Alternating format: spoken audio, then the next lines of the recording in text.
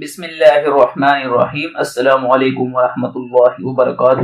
اللہ تعالیٰ نے مدینہ منورہ اور مکہ مکرمہ کی مقدس مقامات کی حفاظت کے لیے کیا خوبصورت نظام بنا رکھی ہے۔ حج اور عمرہ کرنے والے زائرین نے دیکھا ہوگا کہ روز رسول صلی اللہ علیہ وآلہ وسلم سمیت دوسرے مقدس مقامات کا زیارت کرنے کے لیے وہاں پر ہدایت کی تختیاں لگی ہوتی ہیں اور ساتھ ہی سیکیورٹی گارڈ جس کو باقاعدہ ٹرین کیا ہوتا ہے کھڑے ہوتے ہیں تاکہ کوئی جانے انجانے میں خلاف شریعت اور بدعت کام نہ کر بیٹھے۔ وہ ان کو منع کر کے سمجھاتے ہیں۔ زیر نظر ویڈیو میں مدینہ منورہ کی خصوصی سیکیورٹی گارڈ بھی اسی ڈیوٹی پر مامور ہے تاکہ کوئی بے پردہ خاتون یا مرد کو ان مقدس مقامات میں داخل ہونے سے پہلے سمجھایا جا سکے تاکہ ان مقدس مقامات کی حرمت برقرار رہے۔ اس لیے یہ سیکیورٹی گارڈ بھائی اس خاتون کو ہدایت دے کر سمجھا رہا ہے کہ آپ بغیر حجاب کے اندر داخل نہیں ہو سکتی، اس لیے یہ حجاب لے اور پہن کر اندر داخل ہو جائیے۔ سبحان اللہ،